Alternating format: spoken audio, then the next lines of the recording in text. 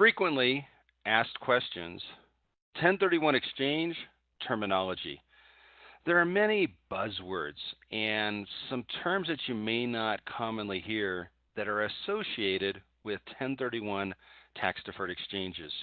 What I like to cover in this segment is just a brief definition of these terms. So when you're talking about the 1031 exchange process with your real estate agent or broker, with your tax and legal advisor, or with your closing officer or closing attorney, and some of these words are used in conversation, you have an understanding of what they mean. So I'm going to give a very brief definition to all of these terms that are on the screen. First off is the term actual receipt. Actual receipt means physical possession of the proceeds from a sale transaction. The next term is one you're going to hear a lot of, and it's called boot. The simple definition of boot is simply non-like-kind property received by the taxpayer. And boot is taxable to the extent that there is a capital gain tax consequence. There are primarily two types of boot. The first type of boot is referred to as cash boot, and this is cash that the taxpayer receives from the sale transaction, and that can be received right at the sale closing, or it can be something that's received after the end of the 1031 exchange, but it's the receipt of cash proceeds. The other type of boot is referred to as mortgage boot, and sometimes this is also called debt relief.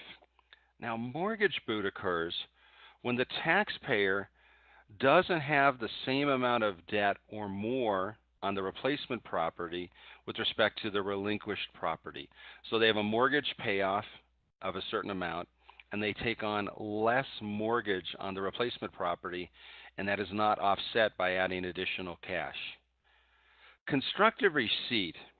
This is a term where the taxpayer doesn't have actual receipt, doesn't have actual possession of the proceeds.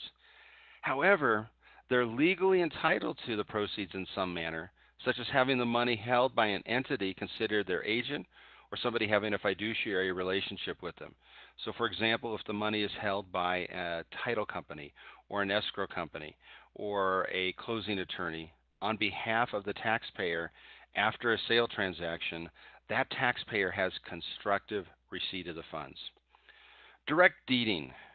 Direct deeding is the direct transfer of title from the taxpayer to the buyer on the sale of a property, and then on the purchase side of the transaction, directly from the seller to the taxpayer. Now, this happens after all of the necessary exchange documents have been executed, and this would include an assignment of the contract, assigning the right to sell the relinquished property to the qualified intermediary, and on the purchase side, assigning the right to purchase the replacement property to the qualified intermediary. And then there's some sort of a notice of assignment that is signed by the seller of the replacement property or by the purchaser of the relinquished property. The exchanger or the investor or taxpayer, these are the terms to refer to the person that wants to obtain 1031 exchange treatment. So might be the real estate investor, sometimes referred to as an exchanger, sometimes within tax or legal community referred to as a taxpayer, but that's the entity that desires 1031 exchange tax deferral. The exchange agreement. This is a written agreement defining the transfer of the relinquished property involving a qualified intermediary, the subsequent receipt of replacement property, and the restrictions on the exchange proceeds during the exchange period. Now, the next question is the exchange period. And this is a period of time in which replacement property must be received by the taxpayer after they've sold the relinquished property.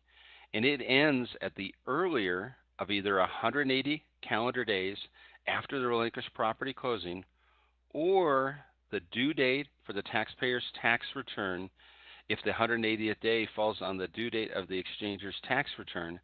An extension must be filed for the taxpayer to be entitled to the full 180-day exchange period.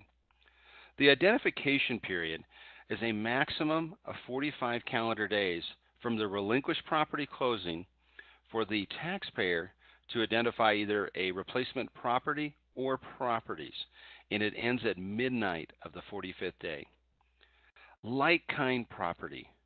This is any real property used for productive use in a trade or business or held for investment, exchanged for any other real property held for productive use in a trade or business or for investment.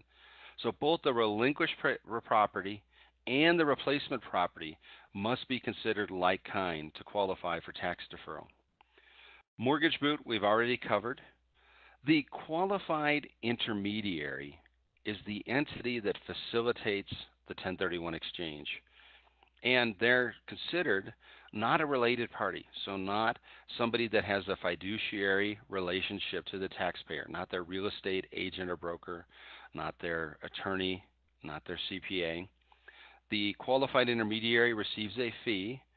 The qualified intermediary receives the relinquished property from the taxpayer and sells the property to the buyer.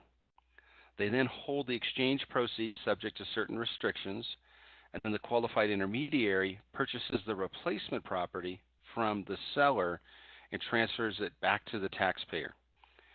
There are a number of terms to define a qualified intermediary that you might hear in the marketplace. The IRS calls a qualified intermediary, sometimes abbreviated as a QI. But other terms that you may hear that refer to this entity might be a facilitator, an accommodator, or sometimes the abbreviated intermediary. These are all synonymous terms. The relinquished property is the property that is given up by the taxpayer, the property that's being sold. Sometimes this will be referred to as the sale property, sometimes as the phase one property, and some parts of the country refer to this as the downleg property. Again, all synonymous terms. The replacement property is the property being received by the taxpayer, being purchased. And it can be referred to as the purchase property, the buy-side property, the phase two property, and in certain parts of the country this can be referred to as the upleg property. And then finally, sequential deeding is the transfer of title from the taxpayer generally to an entity owned by the qualified intermediary, and then the intermediary deeding that property on out to, let's say, the purchaser of that property. So the title flows through the qualified intermediary or an entity owned by the qualified intermediary, and we'll see sequential deeding in transactions that are referred to as parking arrangement transactions, more commonly referred to as reverse exchanges, improvement exchanges, and reverse improvement exchanges. To review your specific 1031 exchange situation, contact Asset Preservation's headquarters in California at 800-282-1031 or our Eastern Regional Office in New York at 866-394-1031. Please read the full disclaimer, as Asset Preservation cannot provide tax or legal advice.